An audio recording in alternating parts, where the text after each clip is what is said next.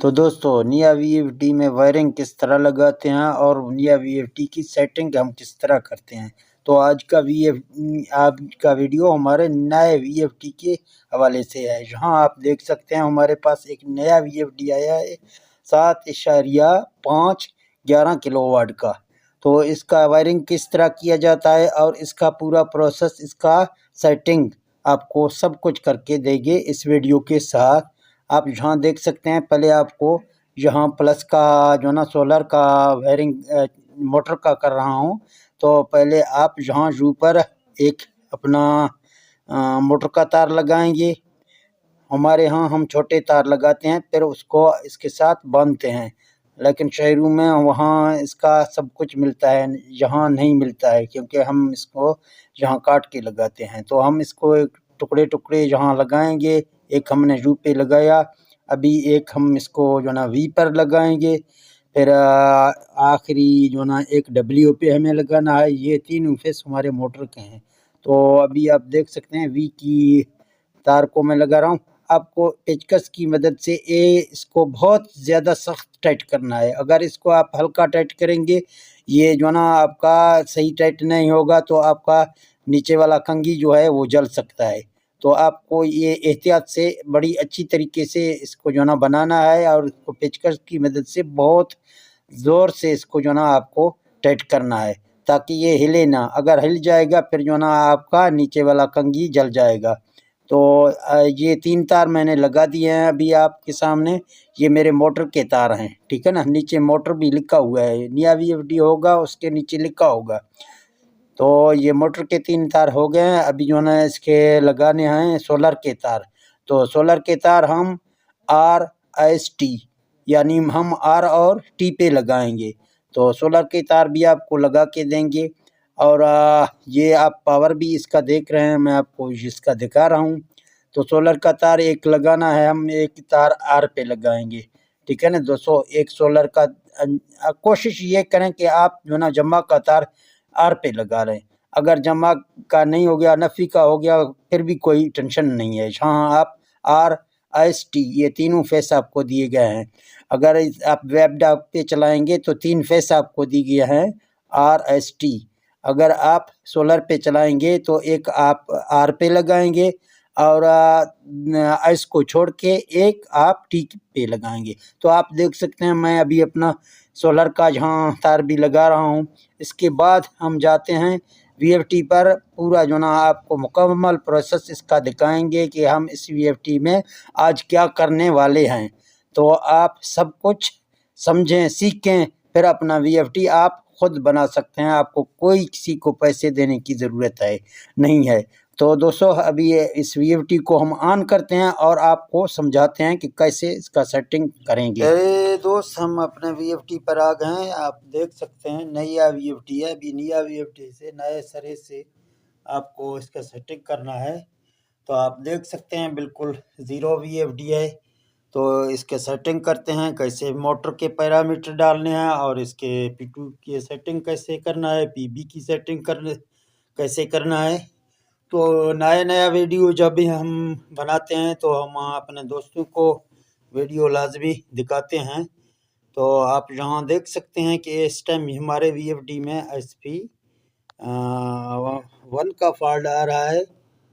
तो यहाँ आपको जब भी इस वीएफडी को आप रीस्टार्ट करेंगे तो आपके साथ कोई वीएफडी ऐसे होते हैं जो SP 1 का फॉल्ट लेके आएंगे।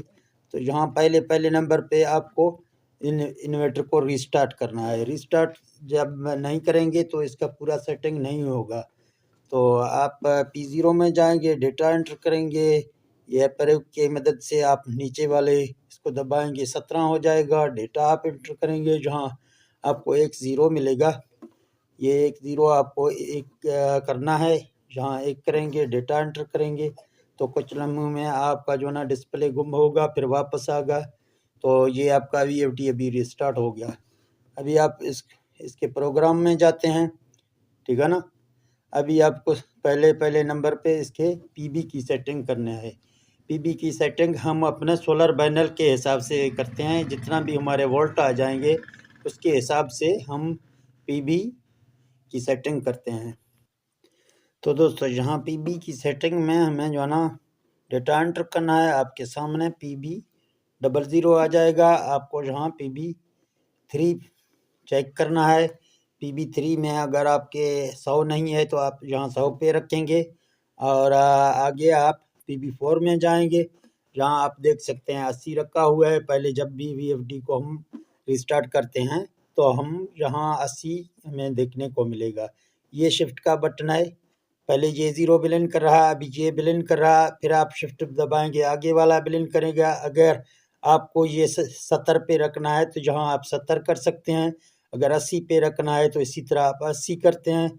90 पे रखना है तो 90 करते हैं। और अगर 100 पे रखना है तो 100 करते हैं। अगर 110 पे रखना है तो 110 हो जाएगा। इससे ऊपर नहीं जाएगा।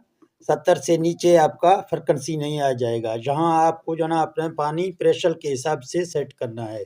तो हमारे पास सोलर पैनल हैं 585 वाट के 12 सोलर पैनल।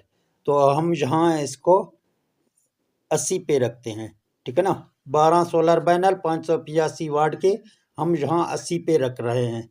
तो आप भी इसी तरह रखेंगे अगर आपके पास यही सोलर हैं। तो डेटा एंटर करेंगे, यहाँ आप देख सकते हैं PB05 आ रहा है। ये ज़रूरी सेटिंग है। इस सेटिंग आपको लाजमी करना है, वरना आपके VFD में जू का फॉल्ट आ जाएगा, ठीक है ना। तो यहाँ आप डेटा एंटर करेंगे, आपके साथ आप देख सकते हैं 4 सिफर आ रहे हैं। अभी ये इस तरफ वाला बिलिंग कर रहा है। जब आप शिफ्ट का बटन दबाएंगे तो इस तरफ वाला बिलिंग करने शुरू करेगा। तो आपको यहाँ इसको ऊपर से 5000 करना है। अभी 5000 हो गया। हम यहाँ डेटा एंटर करेंगे। PB06 आ रहा है, डेटा एंटर करेंगे। एक आ रहा है, फिर डेटा आपको एंटर करना है। PB07 आ रहा है आपके पास, फिर आप डेटा एंटर करेंगे। यहाँ पर आप जाएंगे, ये फिर आपको शिफ्ट दबाना है, फिर शिफ्ट दबाना है, जहाँ इसको 5 करना है। इसको इसलिए हम करते हैं कि बाज़ VFD जो है ना, ये स्टॉप के बटन से बंद नहीं होते हैं। तो जहाँ जब आप 150 करेंगे तो आपका स्टॉप के बटन से बंद भी होगा और जहाँ से रन होगा। जब आपकी VFD बंद ना हो जाएगा तो आप उसका सोलर का तार निकालते हैं, कनेक्शन निकालते हैं, फिर बंद होता है। तो इसके लिए आपको PB07 को 150 करना है, ठीक है ना। 150 करके आपको डेटा लाजमी इंटर करना है, फिर इंटर हो जाएगा। ये डेटा हमने इंटर किया। अभी प्रोग्राम पे आते हैं, जहाँ P2 ढूंढते हैं। अभी किलोवाट हमें मोटर के डालने हैं, तो यहाँ P2 है। P200 में आपको कोई भी नहीं करना है, 0 ही रहने देना है। P201 में आपको किलोवाट डालने हैं। अभी आप देख सकते हैं कि पहले से इसमें 7.5 यानी ये 10 HP की मोटर की किलोवाट डाले हुए हैं। तो हमारे पास 3 HP की मोटर है तो उसके किलोवाट कम होते हैं। तो हम जहाँ शिफ्ट दबाते हैं, बारी बारी इस तरह इसको मूव करेंगे। तो जहाँ पर हम आ जाएंगे तो 3 हॉर्स पावर की 2.5 किलोवाट बनते हैं। तो इसी तरह आपको लगाना है। जब लगाएंगे तो आप डेटा एंटर करेंगे। P202 आ रहा है, ये आपके हार्ट्स हैं। हार्ट्स 5000 होते हैं। तो यहाँ P203 आ रहा है, जहाँ RPM छिकर हमें मोटर के डालने होते हैं। तो हमारे जितने भी ये सोलर के समर्सेबल मोटर है होते हैं, अगर आप उसके नेम प्लेट पे देखेंगे तो आपको 2850 नज़र आएगा। तो 2850 इसका यहाँ डालेंगे। ये 2850 RPM यानी मोटर के चक्कर बन रहे हैं। तो यहाँ डेटा एंटर करेंगे। यहाँ वोल्ट हैं, वोल्ट आपको यहाँ नहीं 4/2 में करना है। बाज़ दोस्त इस वोल्ट को कम करते हैं, तो क्योंकि मोटर में पूरा वोल्ट नहीं पहुँच सकते, फिर आपका पानी भी प्रेशर नहीं लगाएगा, ठीक है ना। ये वोल्ट आपको कम नहीं करने हैं, 380 पे रखना है। यहाँ आपको एम्पायर सेट करना है। तो हम यहाँ एम्पायर इसको ज़्यादा बढ़ाते हैं ताकि हमारा जो ना अगर कोई फॉल्ट हो तो हमारा VFD ट्रिप ना हो। हमने 8 पे रखा है। डेटा एंटर करेंगे, ठीक है ना। यहाँ तक आपका P2 का भी सेटिंग मुकम्मल हो गया। तो आखिरी एक सेटिंग आपका रह गया P0 का। P0 में जाएंगे, ठीक है ना। यहाँ आपको 11 में आना है, क्योंकि इसके सेकंड थोड़ा हम कम करते हैं ताकि हमारा VFD जब रन हो जाए तो 10 सेकंड में 5000 तक पहुँच सके, और 12 में हम इसको कम करेंगे ताकि हम इसको बंद करें। तो